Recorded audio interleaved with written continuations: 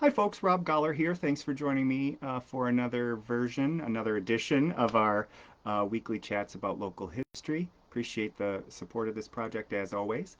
This week's topic comes from a couple things that have popped up in my research and just in my daily life, which is how I get some topics. A lot come from you. But they put a new telephone pole on my street, and they installed a new telephone pole, and it was quite the project. Anybody who's seen them do it, it's quite fascinating to watch. Uh, but this telephone pole, we were kind of shocked as a neighborhood when we looked up at all the stuff that's up there. And there's now boxes on the side of them, and there's just a lot more mechanical things up in on the telephone pole. And of course, we're not techies, so we didn't know what some of this stuff was. We looked it up. That's if you want to look up what's on top of the telephone poles, Google it. It's easy to do. You can see pictures, see what they're putting up there on the poles. That's another discussion for another time. But what happened was, is a couple of us were talking, and one of the neighbors had mentioned how ugly some of these poles are, with all the boxes that they have on them now and the wiring, and there's just a lot more on top. A lot more, it appears, a lot more mechanical things at the top, gadgets and gizmos and all the rest at the top of the poles, and there's just more to it, and we've noticed it. Uh, they're much more noticeable. And of course, the utilities come through and they clear some of the trees, branches in order to do their job, do what they need to do. Um, that the addition of that new telephone pole on my street, um, and recent discussions about a cell phone tower here in our community that's being proposed.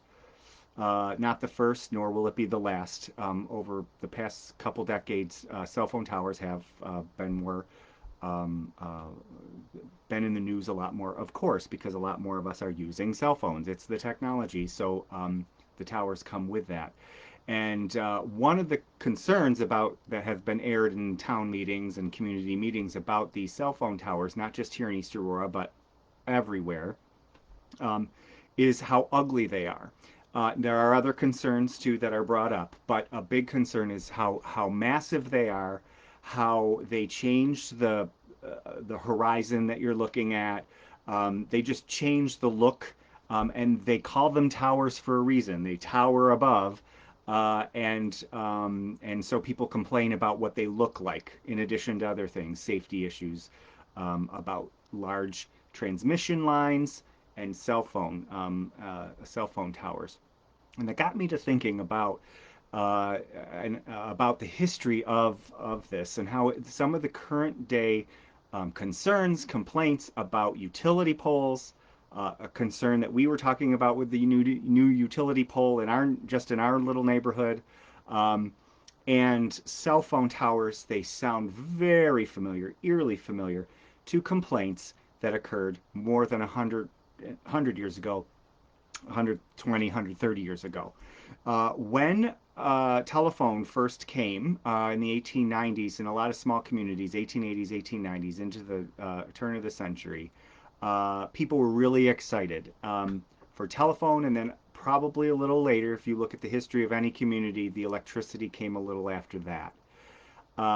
And people were really, really excited about the potential for this new technology of a telephone. And so a telephone company, actually, I should say companies, because there were more than one company competing with each other, which led to some of this problem.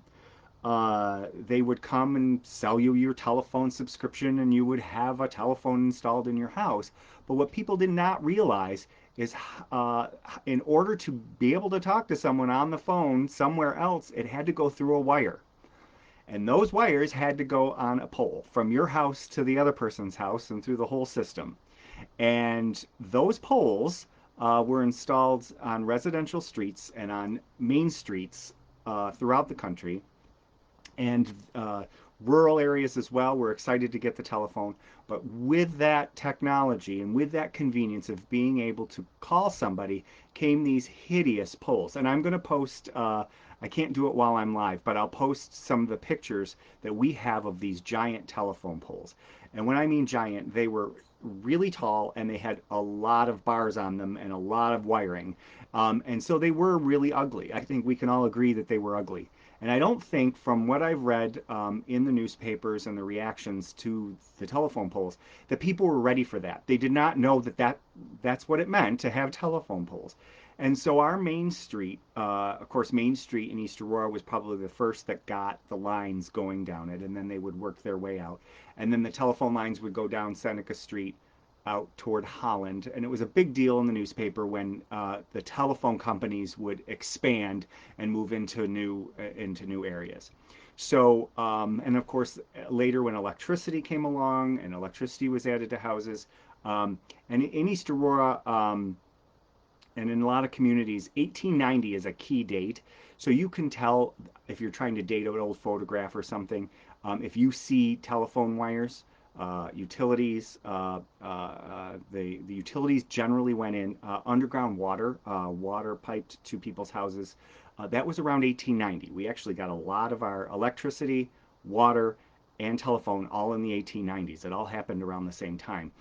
So it was a pretty big deal in the 1890s around here and in many communities. But if you are seeing a photo, not just of East Aurora, an old vintage photograph, and you're trying to date it, one of the key ways you can do that in any community is to find out when they got electricity, when they got the telephone, when did the utility poles go in, and if you see utility poles in a photograph, you can date the photograph based off of that. That's just an aside.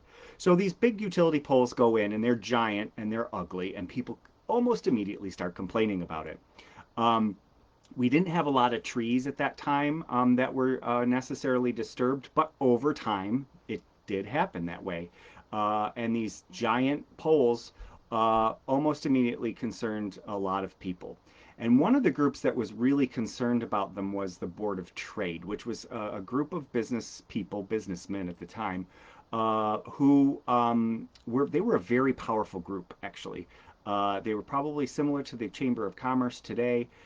And they started in the 1920s, probably even earlier, but I can document it in the 1920s, trying to get, now the telephone poles, we call them telephone poles, but there's also electrical transmission lines on them, trying to get the poles removed from Main Street. If you look, if you walk down Main Street today, you will not see utility poles on Main Street. You see them on the side streets. And we don't even really see them today, frankly. I mean, we kind of just get used to them. We've gotten so used to having utility poles in our neighborhoods. We don't, and even when we look up, the wires are there, but they kind of. I'm just speaking for myself, but I think that most people don't even notice them anymore. But they were a brand new thing back in the 1890s, early 1900s, and they were really noticeable.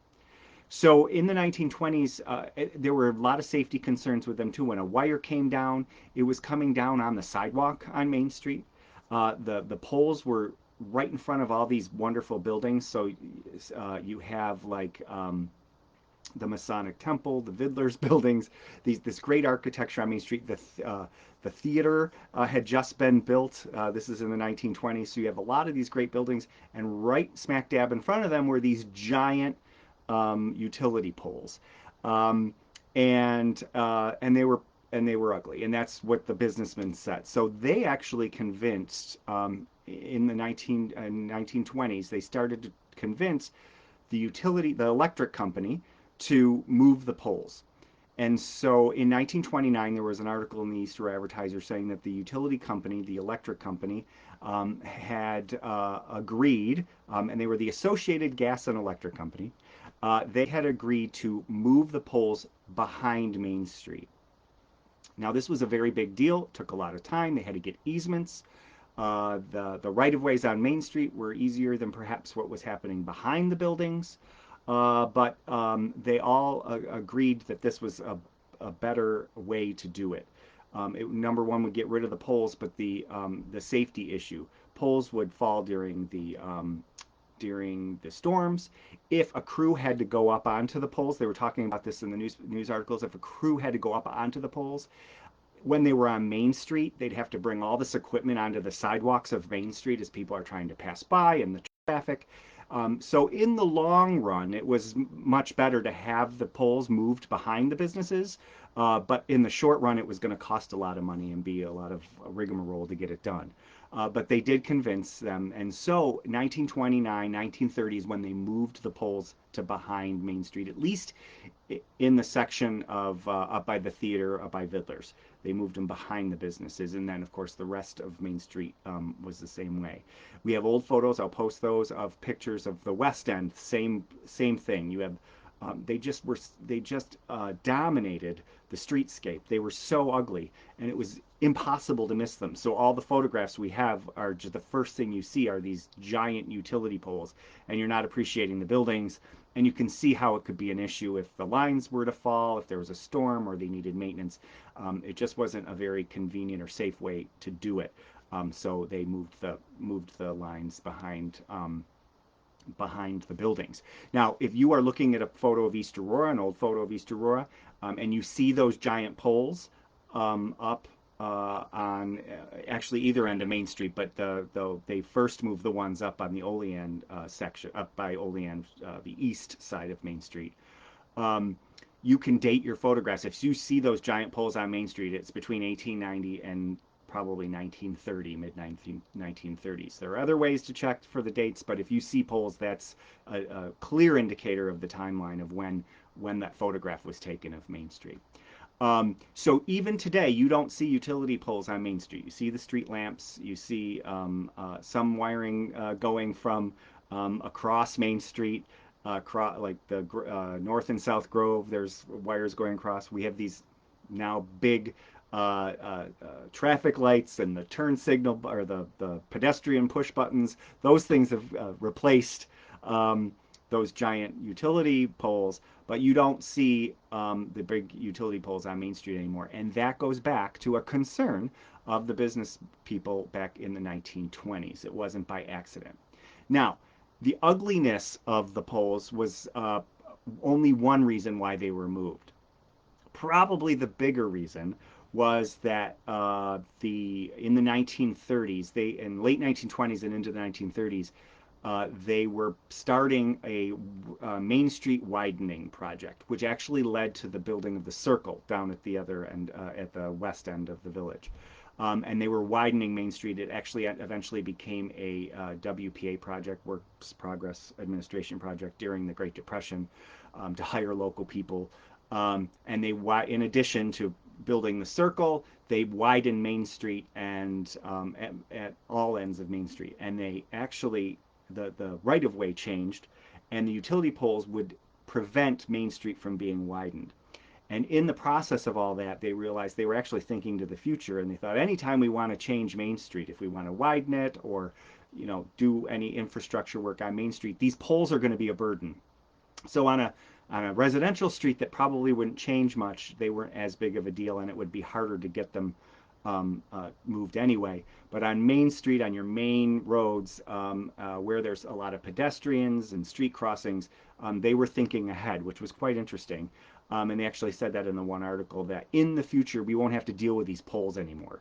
And I thought that was quite interesting. However, so the businessmen were complaining about how ugly they were, but in reality, and that's one of the reasons they said that they were moved, but in reality, probably the bigger impetus was that that Main Street was going to be widened and these poles were going to actually have to move, and the right-of-way was changing and a whole bunch of logistical issues, so they ended up moving them behind the businesses at that point anyway. So I'm just going to take a guess that even though the local business owners probably were concerned about how the utility poles looked, the utility companies were probably not as concerned about that as they were about the logistical things and the right-of-ways and things like that.